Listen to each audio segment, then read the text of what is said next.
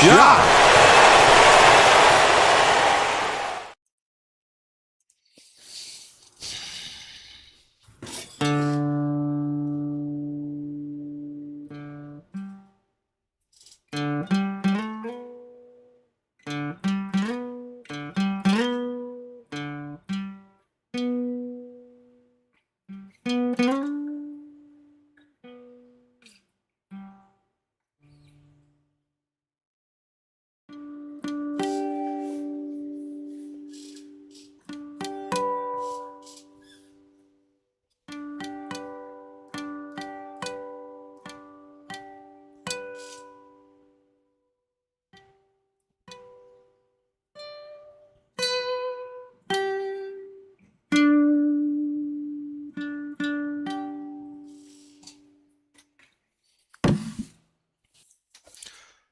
Welcome, everyone, and that is it.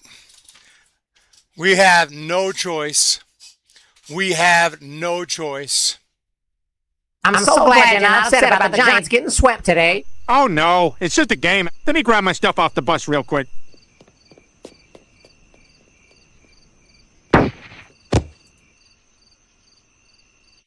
The Giants have been swept in Kansas City. Thank God I didn't go to that series.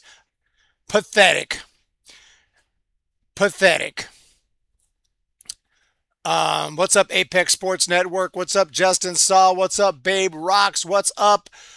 Sandwiches 25. By the way, I'm expecting a phone call. Haven't got it yet, so I might have to take a timeout if and when that phone call comes in. So just so you know. Now,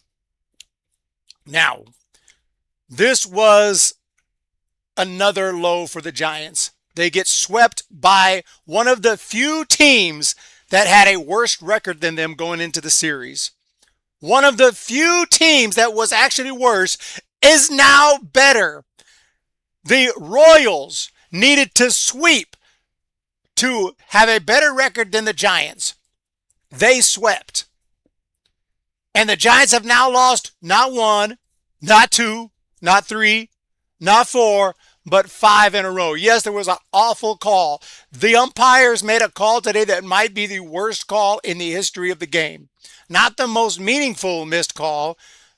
Of course, there's been more meaningful missed calls. The call that ruined the perfect game for Galarraga that one time. Some calls in the postseason, some just horrible calls. I got a video on the channel, the 10 worst calls in the history of the game. But those were meaningful calls. This is a game between two teams that aren't making the playoffs in July. But just the call itself, where they said that Adames pushed this man. Nobody in the planet of Earth will look at that clip and say he pushed anyone. It was the lightest tag I've ever seen. It was a nice little tag while his foot was off the base. There was no push to be had. So Vitello goes out and gets ejected. Stupid call, dude. Tony Vitello got ejected on my birthday. Oh, happy birthday, Giants Nation. We're going to have to play happy birthday for you. Giants Nation, happy birthday. Tough day for a birthday if you're a Giants fan. Robert Rothberg, what else can go wrong? Even Robert Rothberg wants to know. What else can go wrong? You're supposed to kick some royal ass. Instead, we got our asses kicked. I mean, we got our ass kicked. Oh, we got our ass kicked. We got our ass kicked. It was sickening. Well, they out-hit us. They out-toughed us. Yeah, we stunk today. We're not even close. Not even close. Ridiculous. We stunk. Just stunk. So with this loss, the Giants, I'm playing taps. I just did it officially. Taps. And I could have played it a lot sooner. We waited until July 22nd. I could have played it in May. Shit. Certainly June. But I did my best to hold out. And the second half starts, and you're hopeful that they're going to kick off the second half without going 4-1, 5-1, not 1-5. This is terrible. This is terrible. I'm surprised that the Giants are not on a worse. I mean, it feels worse than 42-60 this year. Let me check. Let me do some math here. They are on a pace for about 95 to 96 losses right now, and I'm surprised it's not worse. Nagel, no dog in any of these players. Sadness. Well, I want to take a look at the play when we get to it. Let's recap this game again. I might have to stop for a little minute. I'm expecting a phone call from my car is in the shop. They're supposed to call me back here any minute. I normally work on it myself, but I couldn't figure out the issue, so they're going to call me here with an update any minute. So anyway, Giants end up losing this one 5-4. We're going to recap everything here that happened in this game. It started out with a very good game. I would say that the pitching today was fantastic on the behalf of Landon Roop. 7 strikeouts. He threw 6 innings, gave up a couple runs, 4 hits. Did give up a bomb that we'll talk about in just a second, but overall he gave the Giants a chance. The problem is the Giants can't hit anyone. Seth Lugo's been around, the Mets, and he's got a good long career. He's got a 4-6 record, 4.36 ERA this year. He's definitely hittable. Not a big strikeout guy. I'm not asking the Giants to light up everybody who's not a top pitcher, but you got to score 2-3. You got to score runs.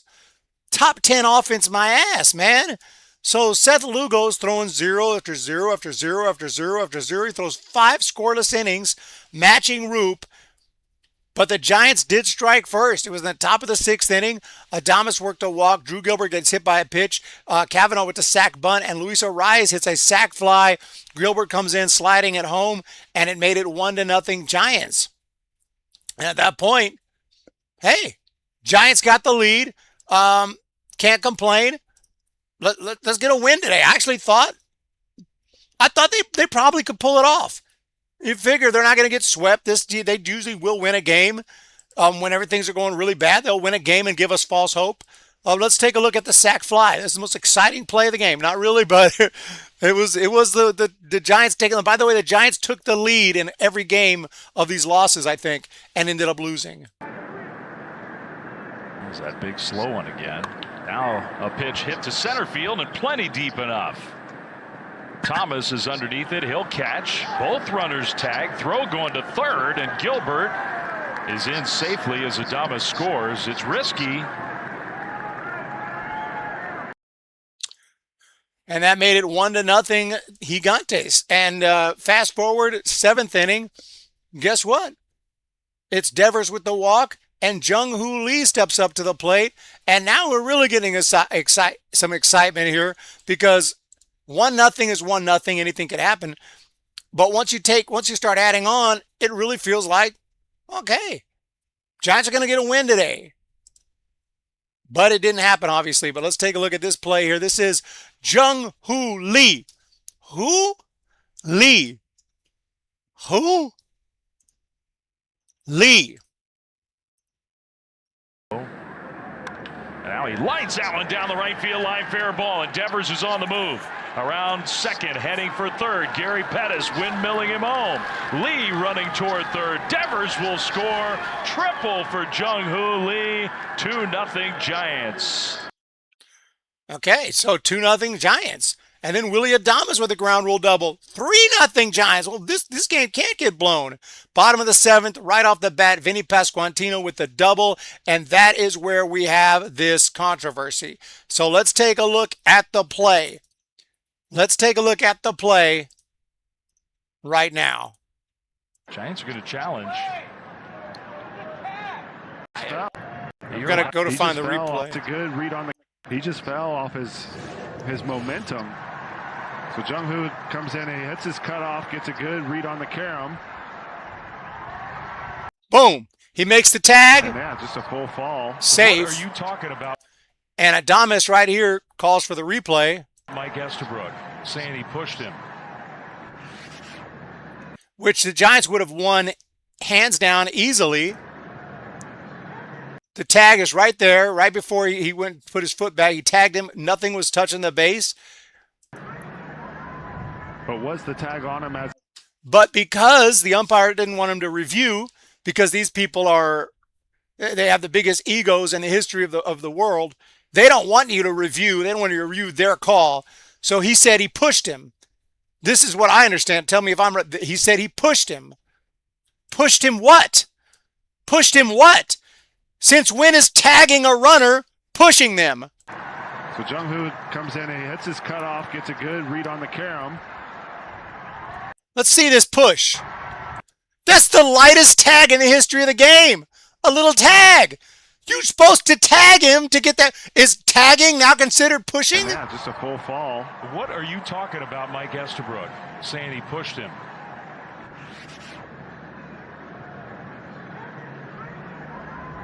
But was the tag on him as he came off? Now, that part I don't know. But don't start yelling at the Giants saying he pushed him when that was the play. And he might have had the timing of that tag just right. So now Vitello's out there. Alfonso Marquez, is he telling Vitello he can't challenge? I mean, that is absolutely ridiculous. That's pretty bad. That is one of the worst ones I've seen in a long time. If I were Tony Vitello, I'd just be getting kicked out of the game because I'd lose my mind. I probably would have lost my mind. And he's pretty livid, but he's got to get out there. Now he gets tossed by the third base umpire. Absurd. And now he is getting tossed out of the game. That's just a complete and total failure by the umpires. Ridiculous. I told you twice, he says. We told him to stop, but we got to discuss what the mistake that just made. Like there's some accountability. Lance Barrett acts like these players and managers are his children. He talks to everybody like he's their boss. He did it last night. He's doing it again today. And Mike, right there at that point in time, pretty much ball game. You could just sense it. You could just sense it. So Vitello gets ejected and up to the plate looking to tie the Royals franchise record for home runs.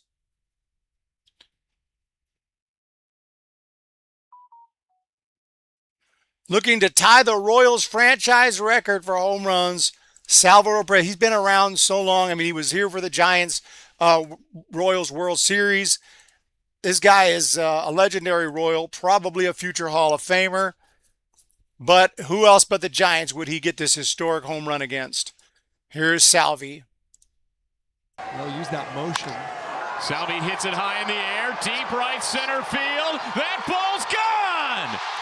317! Salvador Perez ties George Brett for the most home runs in franchise history. First pitch swinging. Fastball, middle. Third home run of this homestand. And that's where my seat was going to be. That's where my seat was. Right there by that Carbliss ad. I would have had that ball. I would have had that damn ball. Copyright. Too much video playback. Oh, shit. Am I still live?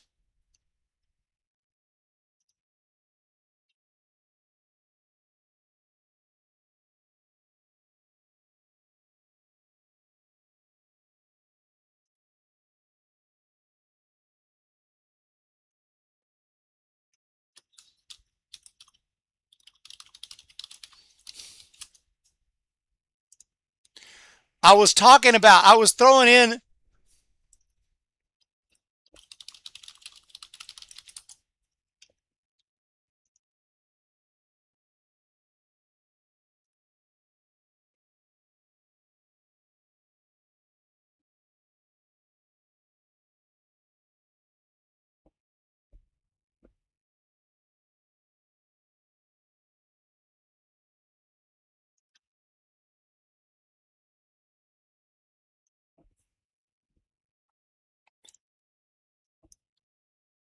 it seems like I'm still live.